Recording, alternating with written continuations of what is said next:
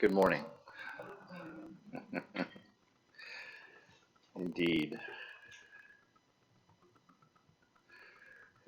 It's still, it's been many years now. It's still quite a jolt for me to come up here and say things that I've heard, that I've learned, that I'm learning. This week we're going to touch on something called Like a Duck. And it was inspired, oddly enough, by a walk in the park down by, what is that place? Brookside Gardens. And I saw this family of geese, actually, Canada geese. I've been instructed by our Canadian devotees that they're Canada geese, not Canadian geese. And I learned that they mate for life, that they have families, that they raise their chicks, and whenever they're walking around down there by the lake, they've always got one in front, and then three little chicks, and then one in the back, or four little, or how many little chicks in there. And they just go around like that, and they spend all their time in the water, and yet they're never wet. And so when Swami put me on the spot for my monthly title, I thought, like a duck, immediately, like a duck. We're going to take some of their lessons, and I just went swimming through the scriptures of delight last night and picked out some beautiful things to be reminded about and to share as something that we can use to live in a world and not get wet, to be able to take the pain and the suffering and the abuse and the whatnots, the disappointments and all of those things, and just let them wash over us. We don't get dirtied by them. We don't get provoked by them. We don't get angered by them. We don't get discouraged by them. And for me, it's a very timely thing. I find that these days are a lot of struggle for me to kind of push through things, the constant barrage of things that I disagree with, that I hear, and painful things that are happening around the world. The fact that, again, things are on the brink of war and conflict without having finished up the previous wars and conflict. And it's overwhelming sometimes. And as spiritual seekers, this is the time for us to shine.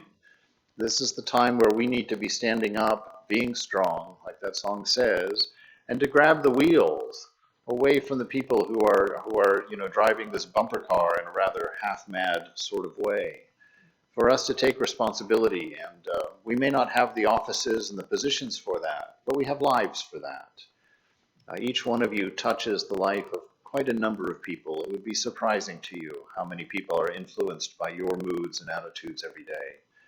And so I wanted to touch on something this morning that might inspire you in that might perk up that space in you that gets clouded over, that we begin to doubt, we begin to stop believing in, to remind ourselves of that inner grandeur, to use the word of Swamiji, which I had a great deal of fun thinking about that, and to wake up to that notion and to take hold of these things, that Vedanta might become living, that the scriptures and the Upanishads might be seen in our lives in the way that we see them and saw them in Thakur's life and in the disciples, and that we might find a modicum of inspiration within ourselves to live a life that will do for others what the lives of these great saints have done for us. Hafiz has a great poem, and I've read all of them now several times over, and so now you're enjoying them like I'm enjoying them, kind of like an old leftover piece of pizza. This place where you are right now, this place where you are right now, God circled on a map for you. Wherever your eyes and arms and heart can move against the sky and the moon, the earth, the beloved has bowed there. Our beloved has bowed there knowing you were coming. I tell you a priceless secret about your real worth, my dear pilgrim. But any unkindness to yourself, any confusion that you may have about others, will keep you from accepting the grace, accepting the love, the sublime freedom that divine knowledge always offers to you. Never mind, Hafiz, about the great requirements this path demands of the wayfarers. For your soul is too full of wine tonight to withhold the wondrous truth from this world. But because I am so clever and so generous, I have already clearly woven a resplendent lock of his tresses as a remarkable truth and gift in this poem for you.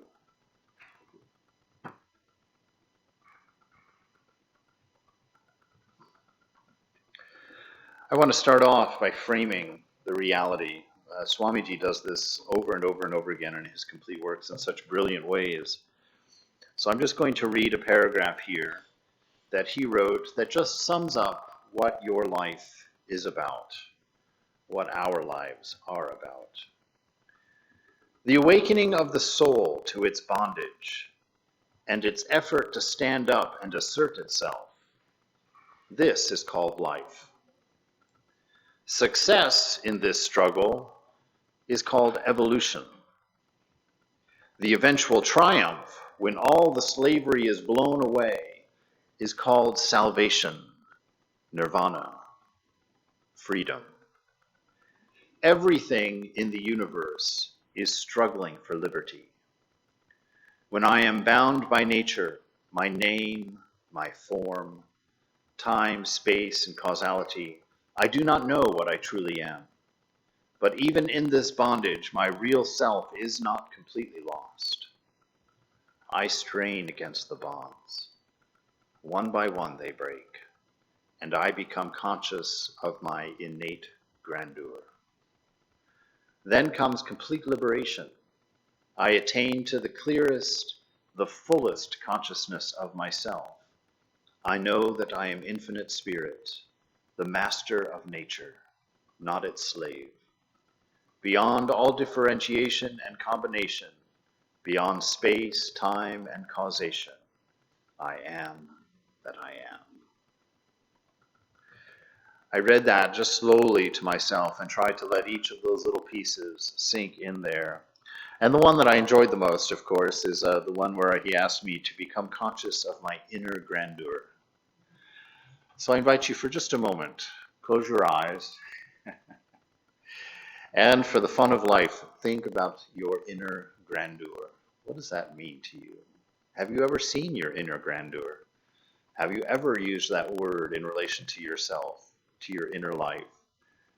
My inner grandeur. I found that so lovely, so, well, funny in a way, because it is one of those ideas that is so far away and so untouchable, it seems like. You know, to spend a moment imagining and appreciating your inner grandeur. So you have full permission now. I ask you to give yourself full permission to enjoy, to become conscious of, to know that there is in you an existence of grandeur, wonder. You're a beautiful person. You have an amazing capacity to make people happy. You have an amazing capacity to take away suffering. You have an amazing capacity to be a friend. You have an amazing capacity to follow someone's life and to let them know that you care about what's going on. You have an amazing transforming power in the way that you're able to hug people, to touch people. You have an amazing ability to make a day go smoothly by your kindness, by your gentle spirit. You have an amazing power to let a stranger know that even about them you think and care. That you move out of the way and give them the seat on the bus. That you let them go forward in front of you in the grocery line because they only have one or two things. Little things like that touch people. It's in you, and it is your inner grandeur. It is what you are. It is the purpose of your life. To find and touch that beautiful space within and to become inspiring because you're inspired. To become loving because you are love. My true self is beyond all law. Be in tune with slavery, with nature, and you live under law. You are happy under law. But the more you obey nature and its dictates, the more bound you become. The more in harmony with ignorance you are, the more you are at the beck and call of everything in the universe. In this harmony with nature, this obedience to law, in accordance with the true nature and destiny of man, what mineral ever quarreled with and disputed any law? What tree or plant ever defied any law? This table is in harmony with nature, with law, but a table it remains always. It does not become any better. Man begins to struggle and fight against nature. He makes many mistakes. He suffers, but eventually he conquers. Eventually he conquers nature and realizes his freedom. And when he is free, nature becomes his slave. This is a very, very, very, very, very important little paragraph for us to understand, especially in this modern context of things. Because we believe to be free is to be able to do what you want. But it's always important to know, as I was told in high school by what was his name? Neil Gallagher. Neil Gallagher, one of the greatest ministers that I ever met. Of course, I was a teenager. He was just my starry-eyed ideal. When he said, you are not able to say yes to something, you are not free to say yes to something until you are free to say no. That made such a huge impression on me, and I understood. And it's a dose of medicine for us in the world today, especially in a world defined really by sexuality, by materialism, by fame. You know, that we now have people that are famous just for the sake of being famous, making no contribution to society at large, and yet consuming all of our time and interest. It's a very important time for us to become aware of what it is that we should obey. We have our natures that call us into the flesh and into the world, to find our pleasures, to enjoy a little bit of this, enjoy a little bit of that. And in our mind we think, oh, if I could be free enough to do that, oh, if I could just go do that, if I could just do as much of that as I wanted, then I'd be happy. But if you look closer at those people who are getting as much of that as they want, are they what you want to become? Is the magic and grandeur accessible in their eyes? Is the ability to follow their senses and to follow the material world, is it setting the fire ablaze in their eyes? Are they bringing joy to the world? Are they using that inner grandeur to make this world a beautiful place? So you must practice saying no. It's this resistance to this idea of being a body, being defined by sexuality, being defined by age, being defined by your job, being defined by your income, being defined by your country, by the color of your body.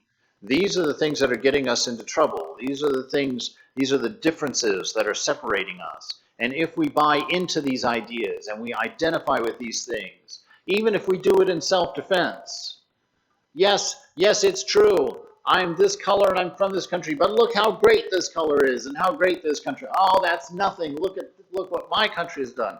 If we get into that kind of divisiveness, it sounds like it's fulfilling to stand up and in your pride say, this, look what I am, look what I've become, look what I do.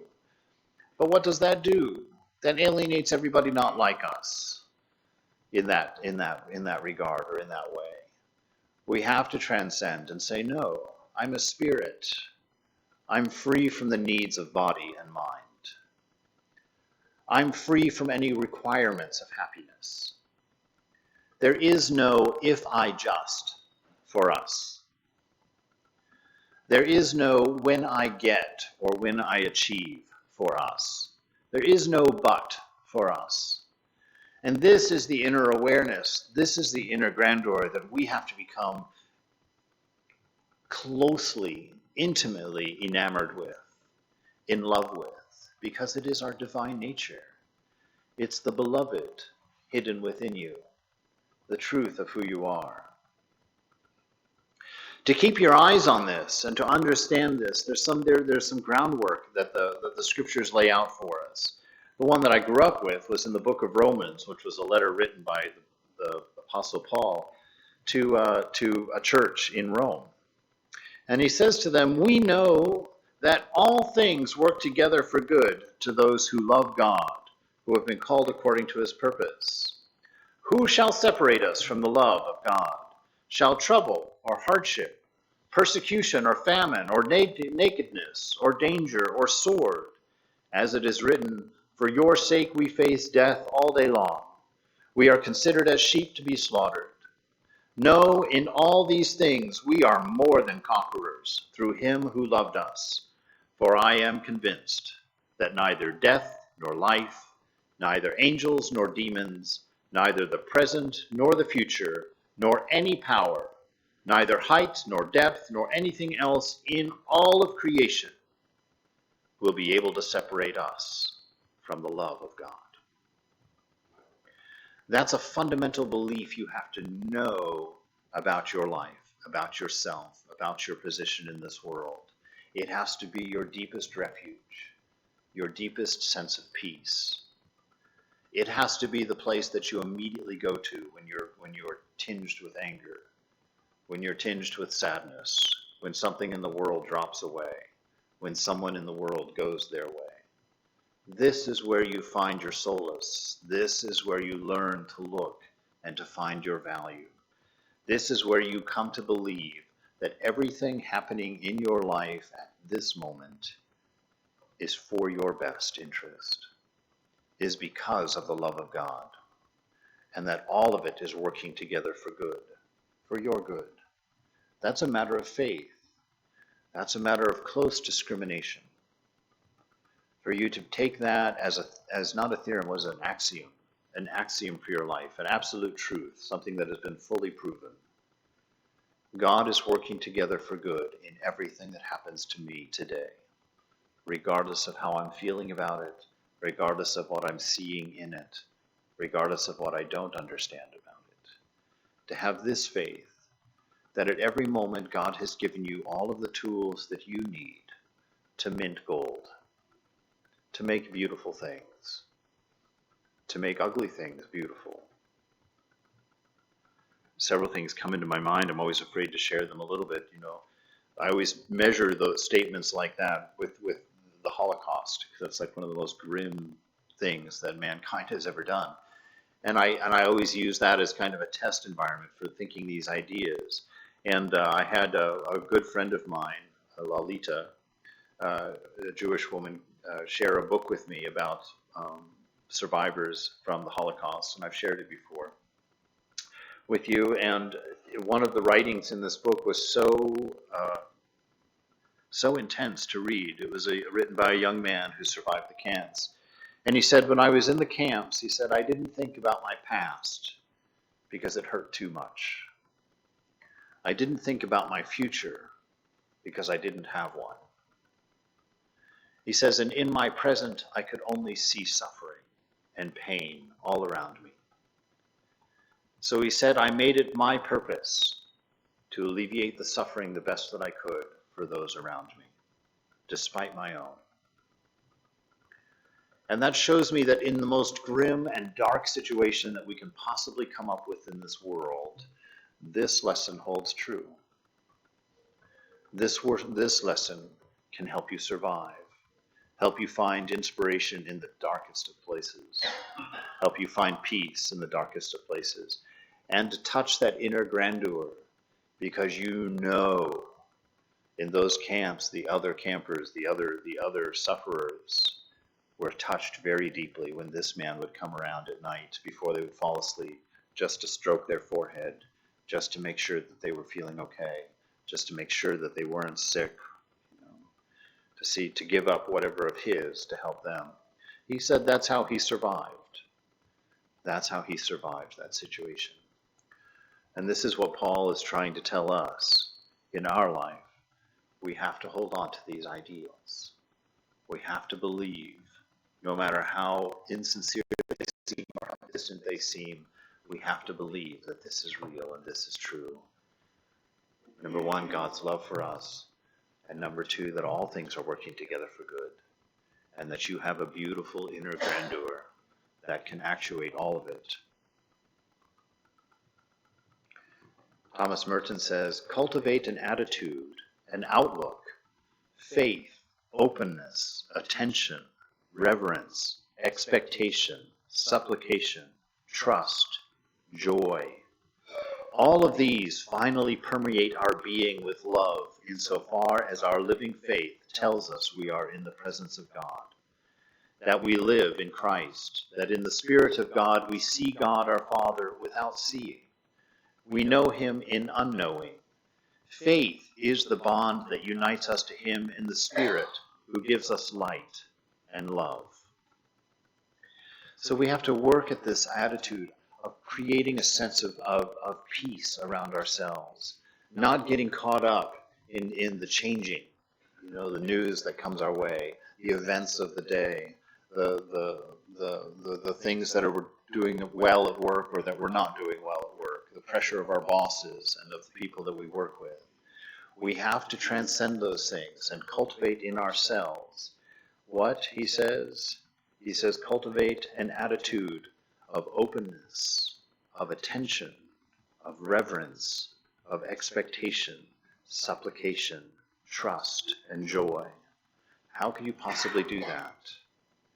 By knowing that this inner grandeur that you are inviting to come out of yourself, that you are witnessing, by knowing that that same inner grandeur is in each of those people. And your attitude of supplication, your attitude of reverence, your attitude of quietness, your attitude of presence is inspired by that, by seeing that divinity, by knowing that divinity, by finding your strength and your security in that divinity, in love itself. But more and more, our efforts to attain a new orientation, instead of being directed toward ends we have chosen ourselves, instead of being measured by the profit and pleasure we judge they will produce, they are more and more directed to an obedient and cooperative submission to grace, which implies, first of all, an increasingly attentive and receptive attitude toward the hidden action of God's movement in our life. It is precisely the function of meditation, in the sense in which we speak of it here, to bring us to this attitude of awareness and receptivity. It also gives us strength. It gives us hope, along with the deep awareness of the value of interior silence, in which the mystery of God's love is made clear to us. So we cultivate that unchanging place within. Cultivate that base level bliss, that base level peace, that base level love, in the presence of the divine, in the presence of God. That we don't get caught up, because what this is actually saying, and what Swamiji was talking about earlier, with this notion of not being obedient to nature, of standing against these compulsions that come upon us without reason.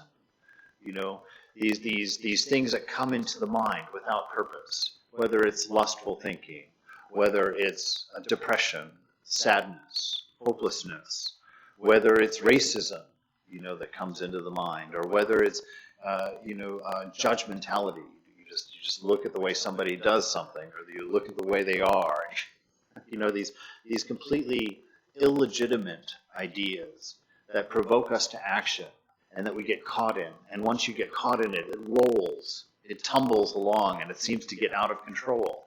You wake up and you're saying horrible things, you're doing horrible things, and you're like, whoa, wait, where is that grand person that I wanted to be? Where am I? Why am I doing this? But if you stick with the ego, if you stick with doing things that you want to do, that's where it leads. If you stick with liking the people you want to like, that's where it leads. It leads to that separation. One of the things that I'm very proud of in our kids here, and I hope to see it more and more, I've seen it very much in the beginning, and I hope it is cultivated. I don't see cliques. I don't see exclusion going on. How refreshing that is. At this center, I don't see it. I don't see cliques and exclusion going on. How beautiful that is. How wonderful that is. What a great accomplishment that is. as we've begun to touch our nature and begin to understand that those things have no place for us. That we're not driven by ego. We're not driven by our likes and our dislikes. We're not driven by things of the mind, the changing world. We're driven by things that are unchanging. We're driven by love. We're driven by reverence. We're driven by inspiration. We're driven by hope. We're driven by faith. These are the things that motivate us, these unchanging values and principles of truth and of strength that will bring us home, that will give us the life that we were born into, that we dreamed of, that will fulfill us in all of the things that we wrote about what we wanted to do and be when we were children, and that most of us have never done and been. Because you wake up to a new reality.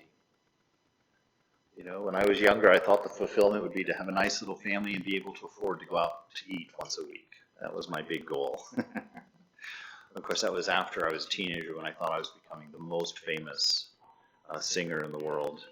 You know, me and my friend Brigitte used to make our posters advertising our concerts in town, and we would hang them up at the bus stop downtown. But you grow up and you begin to realize, you know what? The things that I was looking for in name and fame were not there. The things that I was looking for in the security of family were not there. The things that I was looking for in the security of having enough money to be able to go out to eat once a week were not there.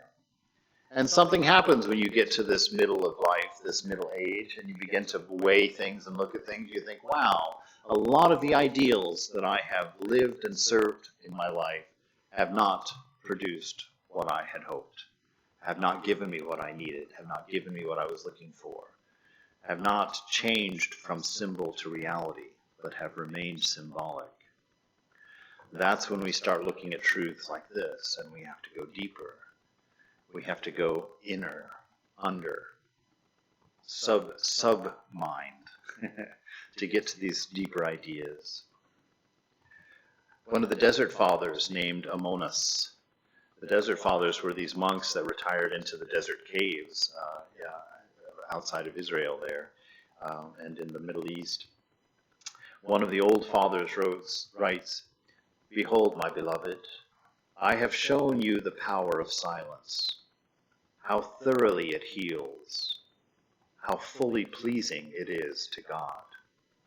Wherefore I have written to you to show yourselves strong in this work you have undertaken, so that you may know that it is by silence that the saints grew, that it was because of silence that the power of God dwelt in them, because of silence that the mysteries of God were known to them."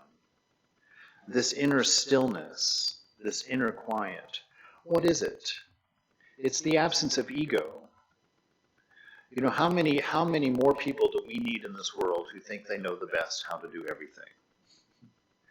You know, that was one of the things when I was a brahmachari. I angered an unangerable Swami because he just got sick and tired of me. It was my first couple of years in the monastery, in the Vedanta centers, and they're run, I can assure you, very differently from what I was accustomed to. And I would walk around constantly criticizing everything. He would ask me to do a task, and he'd want me to do it in a certain way. I would have a better idea.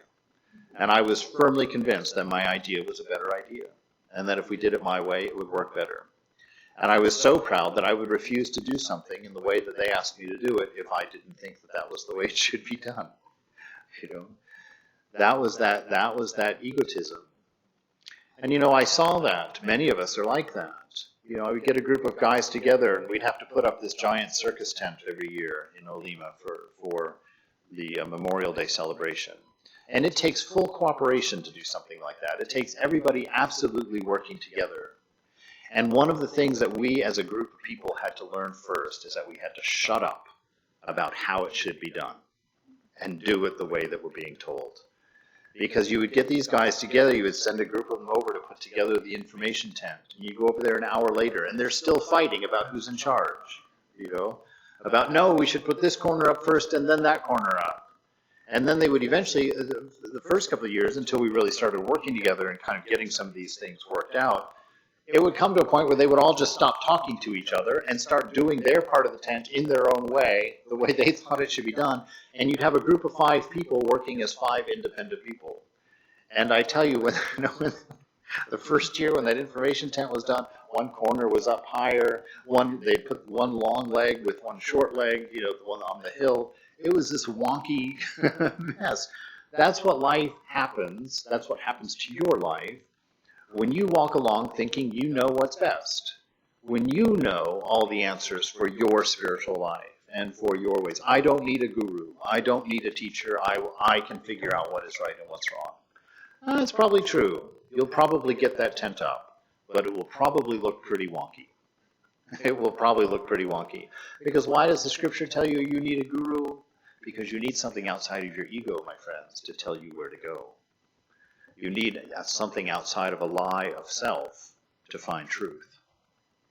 You need something bigger, something unchanging to give you direction in your life.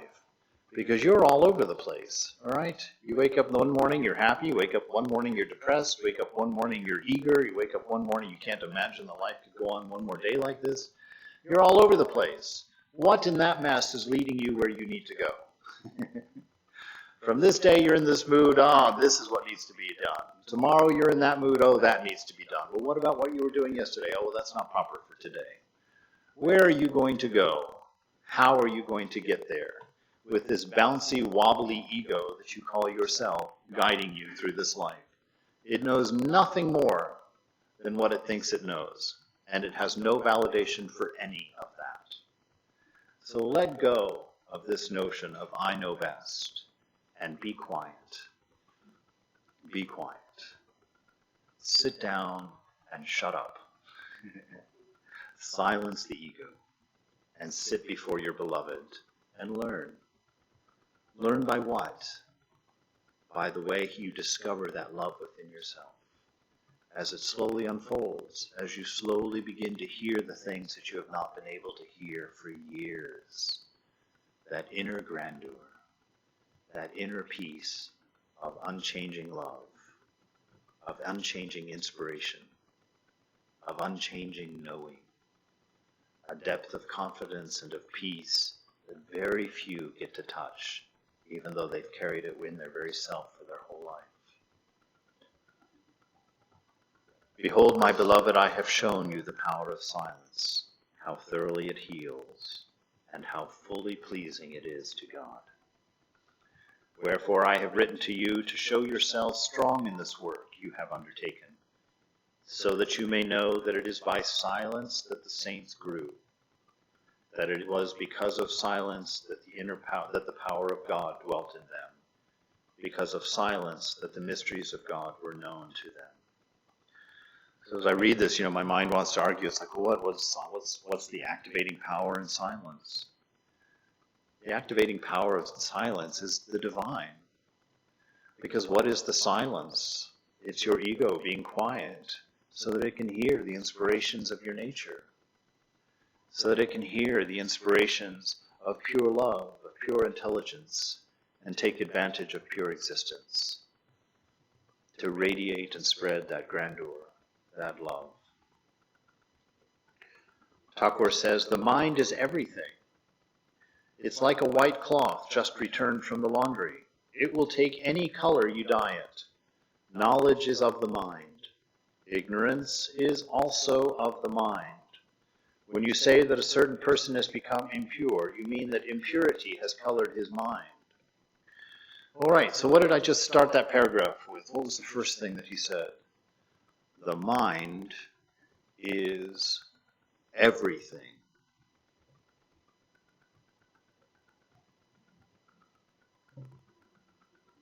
The mind is everything.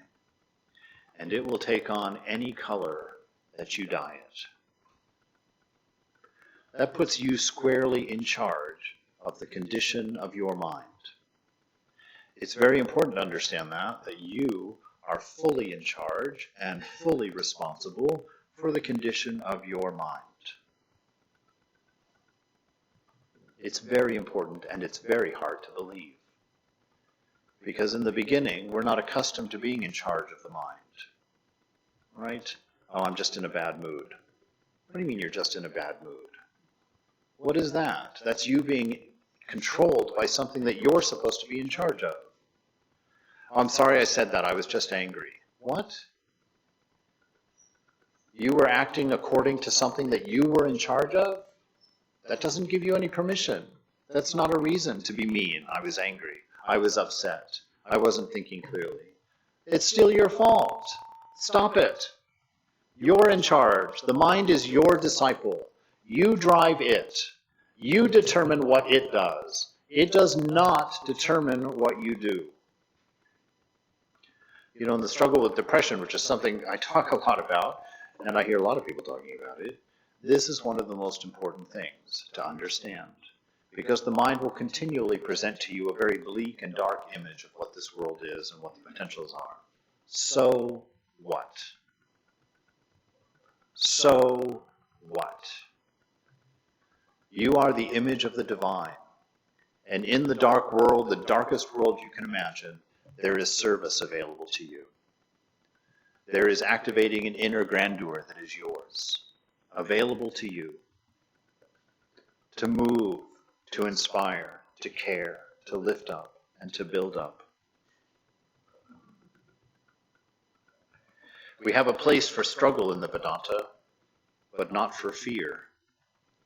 All fears will vanish when you begin to assert your own nature. If you think that you are bound, bound you will remain. If you think you are free, free you will be. All fears will vanish. When? When you begin to assert your own nature. How many times do we talk about this? I talk about this all the time because this is my favorite thing in life right now. Is trying to find, first of all, trying to gather up that little thing that has been scattered all over the place, this inner nature, this inner grandeur, this strength of love, this strength of being, this strength of knowledge. To touch those things, to find them, to get them in arrangement, to understand them, and then to live by them, to set them free, to let them out, to let them out. All fears will vanish when you assert your own nature. If you think that you are bound, bound you will remain. If you think you are free, free you will be. This works in every way, you know. I did a very interesting experiment. It's one I'm very uncomfortable with. My mind didn't like it at all. But I woke up the other day and I was feeling extremely down. I was feeling all of that whole mess that comes to the mind sometimes. And I decided, you know what? I'm just going to be happy. I just decided I'm just going to get up and I'm just going to pretend that I'm happy. I'm just not going to listen to all this stuff in the head. I'm just not going to pay any attention to it. I'm just going to decide that I'm happy. And I'm going to get up and do the things that I have to do, and I'm going to be happy about it, and glad about it, and positive about it. And you know, the first thing my mind argued with, there's no reason for that. You can't be happy without a reason for being happy. You can't be happy without a cause for happiness. Otherwise, it's not real happiness. You know, that's not what the scripture is telling us. We don't need causes to be what we are. We are bliss itself. We are truth itself. We are purity itself. We have a beautiful inner nature, always present, always loving, always interested, always caring. To assert that is not to come up with a reason. To assert that is to let it be because it is. To let it manifest because it's the reality. And to understand that all of the reasons that support your unhappiness, all the reasons that support your restlessness, all the reasons that support the struggles in your life, those are the things that are changing. Those are the things that are unreliable. Those are the things that are not part of that inner silence, that inner assertion, that inner isness. Those are the things that are a lie. Those are the things to be kicked out and to be ignored. There are two ends or aims of human life: real knowing vijnana, and bliss. Without freedom, these two are impossible. They are the touchstone of all life. We should feel the eternal unity so much that we should weep for all sinners, knowing that it is we who are sinning. That's real oneness. When you look at somebody stuck in a situation and you don't judge them, to judge them is to be separate from them. To judge them is to completely misunderstand who you are and what your relationship to this world is. To judge them is stupidity, because it is you engaged in that activity. And it should evoke nothing but compassion. It should evoke nothing but empathy.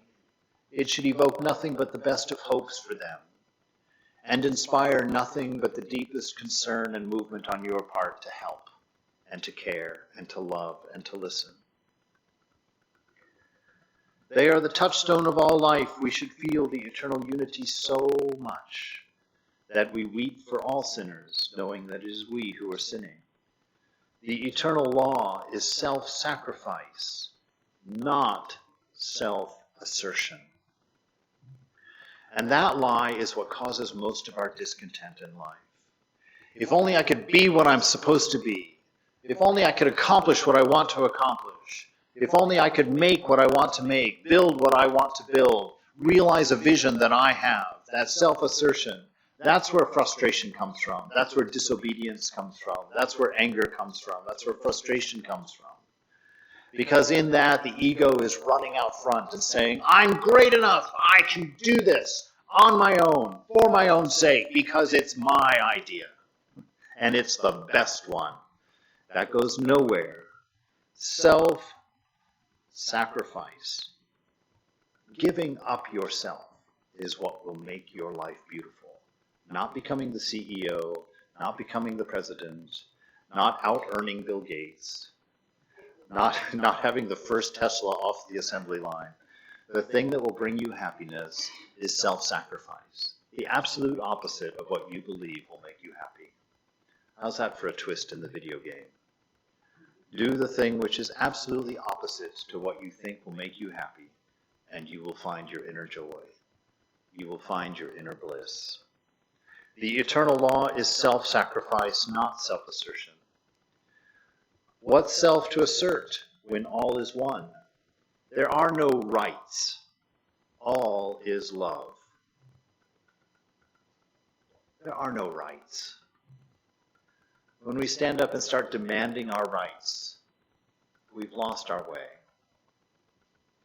Rights are what we give, and we give them freely and lovingly, because it is our nature. We don't want somebody to have to demand their rights. That means we've already failed. If someone out there is demanding their rights, it's because we have failed them. We have not loved them. We have not opened our heart to them. We have not been what we could have been. We have not heard our inner grandeur, and we definitely have not acted accordingly. We're called to this love, to this sacrifice. What self is to assert when everything is one? There are no rights. All is love. The great truths that Jesus taught have never been lived. Let us try his method and see if the world will not be saved. The contrary method has nearly destroyed it. Selflessness only, not selfishness, can solve the question.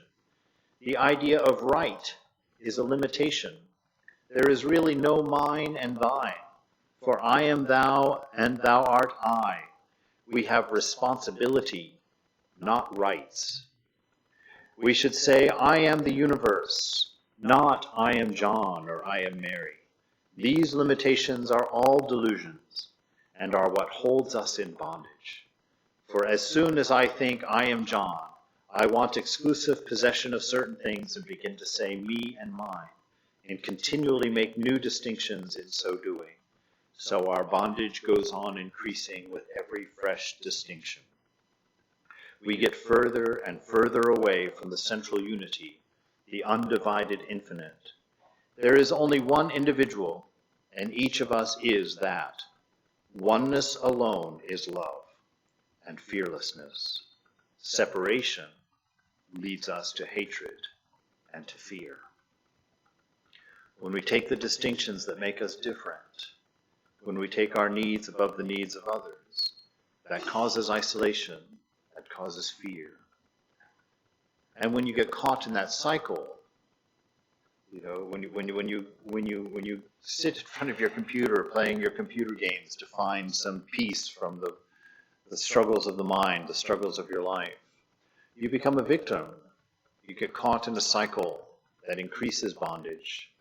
And it goes down, and you begin to think, oh, I have no friends, nobody cares about me, nobody reaches out to me, nobody encourages me. When you hear things like that, it's time to take a deep look at yourself, because chances are you're not reaching out to anybody else. Chances are that you're not looking to the needs of others either. Chances are that you've become self-consumed.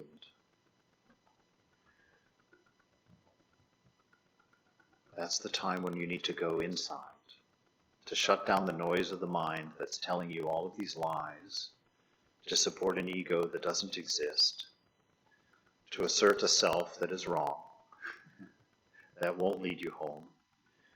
It's time to sit down and be still, be quiet. Know that love is around you in every place that you look and see. Know that love is the only motivating factor of everything going on outside of your window. And know that until you actuate and live according to that same divine spirit within yourself, isolation will be your karma. Isolation will be your experience of this world. Because you're isolated not because nobody cares about you. You're isolated because you're not caring about others. Because you're too locked up in caring about yourself and your own feelings and your own needs.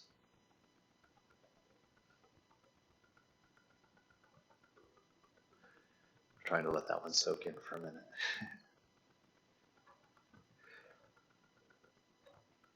One cannot divide the rights of the universe. To talk of right implies limitation. It is not right, but responsibility. Each is responsible for the evil everywhere in the world.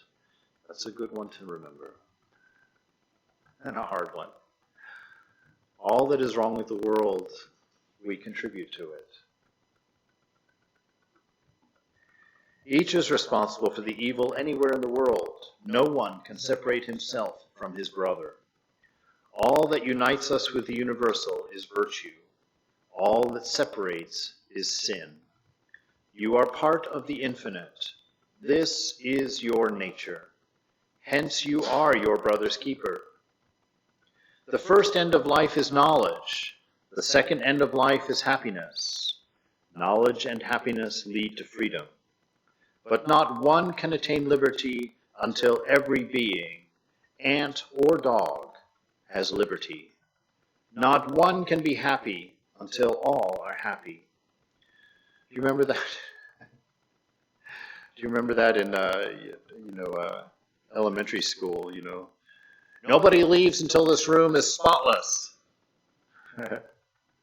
Nobody gets to go out for recess until all the books are put away.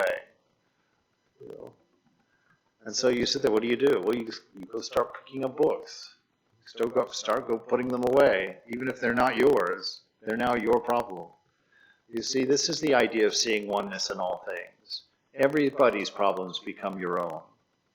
Everybody's needs become your own. And you're busy, out there helping, planting, watering, nurturing, growing, touching, helping, building. Because none of us gets out of here until all of us get out of here. Because we're all one. And we couldn't be happy until we knew everybody was happy. We couldn't be content until we knew everybody was loved. That's the responsibility of your nature. That's the responsibility of being grand inside. That's the responsibility of being created in the image of the beloved. That you're not caring about your own position, you're not caring about your own happiness, not caring about your own success, but you're deeply involved in everybody else's as your own. as your own, because you know that it is them, it is you in them that is hurting. All that unites with the universal is virtue. All that separates is sin. The world is so evil because Jesus' teaching, resist not evil, has never been tried. Selflessness alone will solve this problem. Religion comes with intense self-sacrifice. Desire nothing for yourself. Do all for others. This is to live and move and have your being in God. No mystery. Live for others. You want the fulfillment of your religion? You want to know what you're going to be like when you have that realization, when you have that knowledge, that awakening? You will do nothing for yourself. You will never get up in the morning and say, what do I want to do today? You'll never go into a restaurant and think, what am I going to eat today? You'll never walk out your front door and say, what do I feel like today? Because your life is not about you.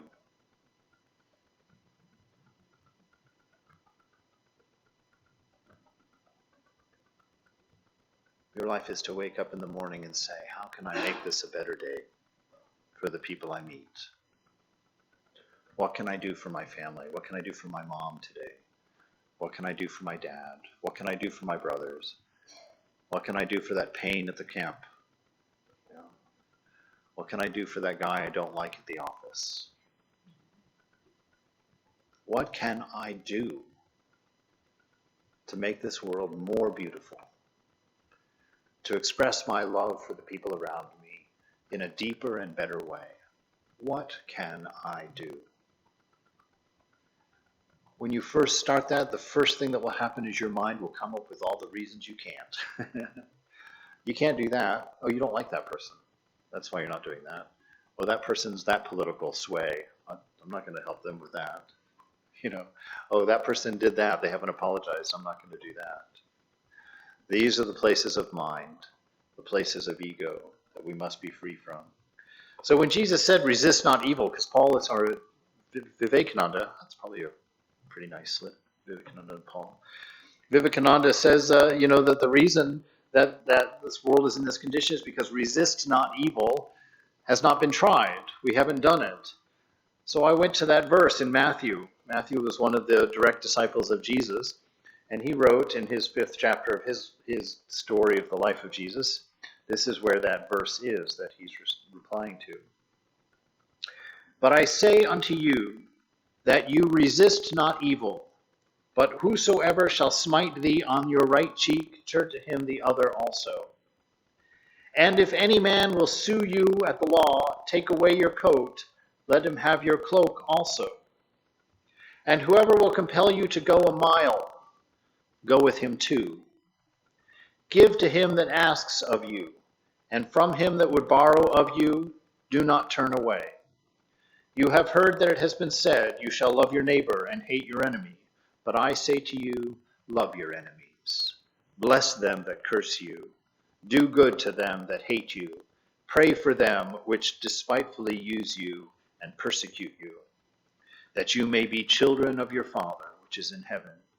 For he makes his sun rise on the evil and on the good, and he sends rain to the just and to the unjust. For if you love those who love you, what reward is that? Do not even the worst do the same? And if you salute your brothers only, what do you more than others? Do not even the general population do that? Be perfect, therefore, even as your Father which in heaven is perfect. This is the call. This is what has not yet been tried. This is what we have not yet done, here or anywhere. This is our challenge in the room today. This is our challenge for each other right here. If some of us offends you, turn the other cheek. Don't let the ego react. That's what he's saying. Who is there to be offended and who is there to offend when everybody is one? What is there to understand and misunderstand? We are one. If somebody offends you, turn to them your other cheek. If they steal your coat, look for something else. Chase them down to give them the rest of the silverware, as the story goes. Look for opportunity. You can't give enough. Live accordingly.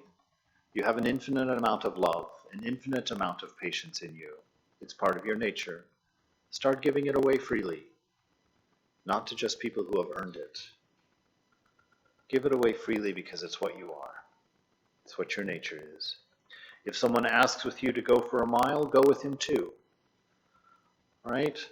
So kids out there, your mother wants you to wash the dishes. Wash the dishes happily and then put them away after you dried them.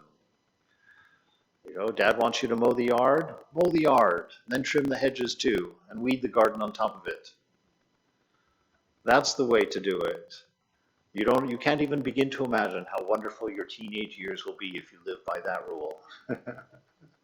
You cannot imagine what nice things your parents will do for you. They'll probably do nice things anyway because they're your parents.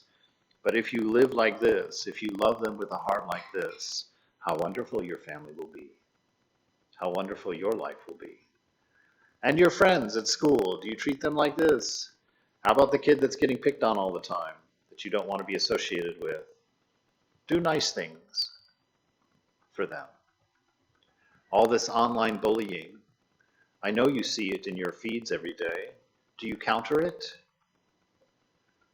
Do you say something nice to the person being attacked? Do you chime in with something positive to lift them up? Better than that, do you call them and say, oh my God, I saw what such and such said on the Facebook. I just want you to know it really hurt me to read that. I'm with you, bro. Don't pay any attention to it. We can get through this. That's who we are. That's what we are. Don't do the shopkeeping. All right, I'm going to switch down to the last here. The history of the world is the history of a few men who had faith in themselves. That faith calls out the divinity that is within. You can do anything. You fail only when you do not strive sufficiently to manifest infinite power. As soon as a man or a nation loses faith, death comes. There is a divine within that cannot be overcome, either by church dogmas or by blackguardism. A handful of Greeks speak wherever there is civilization. Some mistakes there must always be. Do not grieve. Have great insight. Do not think what is done is done. Oh, that it were done better. If a man had not been God, humanity would have by this time become insane with its litanies and its penitence. None will be left, none destroyed. All will in the end be made perfect. Say day and night, come up, my brothers. You are the infinite ocean of purity. Be God, manifest as God. This is that beautiful ideal, that at one time the atheist was the man who didn't believe in God. But today the atheist is the man who does not believe in himself, the woman who does not believe in herself. To know God is to have faith in yourself and to know that you can do anything. And what do you do with that ability to do anything? You don't stand up and say, what can I do? That's self-assertion. What you do is what he says here at the end. Say day and night, come up, my brothers. Come on, everybody. Stand up. We are all one. We're together. I can't be successful in my spiritual life without you being successful in yours. I can't be infinite in my love if I can't encourage you to be the same. We live for each other. We look out to be helpful to each other. We don't just buckle down on our own greatness, stand up to become our own great, strong, heroic leader in the world. We reach out and lift up. What is civilization? It is the feeling of the divine within. When you find time, repeat these ideas to yourself and desire freedom. So when you're sitting there on the bus, when you're sitting in traffic, what do you think about? Not what you're going to make for dinner, Not whether you forgot something at home, not whether such and such or such and such. No, think about these things. God, I'm infinite love. Imagine that. I'll never die. Wow. I've never been born. My nature is pure. The meaning of my life is to give and to love. Think about those things. It will change the way you experience your life. Sit in the car instead of, glancing around to see, whether you're going to make the light or not. Smile at people. Make them happy in any way you can. The history of the world is a few men who have had faith in themselves, and this faith calls out your divinity within. This divinity within cannot be overcome by any of the negative things in this world. Everything in the end will be made perfect. Say it day and night. Know it to be true. Come up, my brothers. You are infinite oceans of purity. Be God. Manifest as God. When you find time, repeat these ideas to yourself and desire freedom. That is all. Deny everything that is not God. Assert everything that is God. Mentally assert this day and night so that the veil will grow thinner and thinner. I am neither man nor angel. I have no sex nor limit. I am knowledge itself. I am He. I have neither anger nor hatred. I have neither pain nor pleasure, death nor birth. I never have had, for I am knowledge absolute. I am bliss absolute. I am He, my soul. I am He. Find yourself bodiless. You never had a body. It was all a superstition. Give back the divine consciousness to all the poor. Give back that divine consciousness to all the downtrodden, to all the oppressed, to the sick. Give, give, and give again. Water off a duck's back. Live in this world in the principles of the unmoving, the unchanging. Know yourself to be that, firmly established, firmly rooted. Don't stand up, but help the one next to you stand up. Don't become great, but help the one next to you become great. Don't look for what you can do, but help in what needs to be done. Become a part of the whole, for we are one without a second. We are that divine love, that divine intelligence, the manifestation of our beloved. Unfold that and be free. Let's take a few moments to think about these things.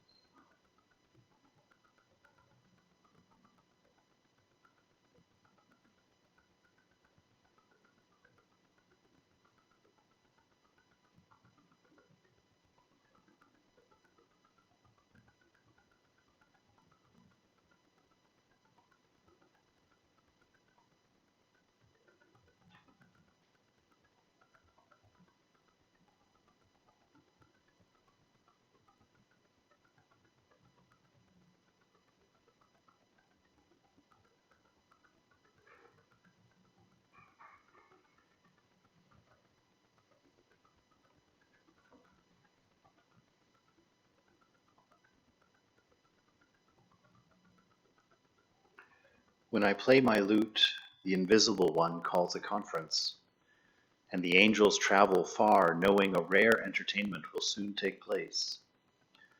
When I play my drum, my notes become so real, the winged ones throw saddles upon them, and outrageous holy rodeo begins. No one has ever sat with Hafiz and not left for the better. No one can read my poems out loud in a tender, loving voice and not narrow the difference not narrow the gap between you and God. I have so many younger brothers and sisters scattered upon this earth. There are always friends of God in this world. Find one, offer him service, for their glance is generous and cannot help but forever give. When Hafiz plays his lute, my notes ascend into the air and form infinite blue crystals that will move on the wind's breath for hundreds of years as my sacred debris, as the divine dust rising as a gift from my singing bones. That's that. All right. Well, this week is going to be carrying on. We've got our last week of the children's camp happening. Enough said about that. It's going great. We're having a really good time. It's very exciting. If anybody wants to be a part of that, you can talk to any of the Swamis here about how you want to hook in. If you want to help with cooking or teaching or driving, or Thursday is going to be our field trip this week. So as soon as we know what that means, we'll let you know. And so we would appreciate and have appreciated so much all of the help. Oh my gosh, all of the help that has come in this year has made it a real joy to us, and really has made an unmanageable situation manageable, and a very difficult task inspiring. So thank you to those who have been helping, and for those of you who are still eager, there's still time, there's still opportunity. So next Sunday, Swami Brahmarupananda, is going to speak on the harmony of human life. Let's see, that one's already passed. There'll be, of course, our Tuesday discussion group at 10 a.m. this week from a book called Talks with Swamiji. Wednesday at 11, there'll be the practice of the presence of God. Wednesday night at 8, the Vivek Chudamani class is going on. Thursday, Swami B will be doing the Bhagavad Gita in the living room for those interested. And this Friday evening is the summer camp performance for class. So come and enjoy some great singing and dancing. And really the costumes and the dioramas, as they call them, that have been put together, I'm always so impressed that out of the middle of chaos can be such a beautiful creation, such a sign of actually somebody doing something. It's quite lovely to see. All right, we'll have our Karma Yoga next Saturday, so come and help out with that if you'd like. And is there anything else that needs to be mentioned? Downstairs today, afterwards. Oh, that came. Where is that? Here it is. Please announce. Maharaj, you have to plug your ears. I am announcing Swami A's birthday. There will be a celebration downstairs, and all of us are requested to be there. So let's go celebrate Swami A's ancient nature.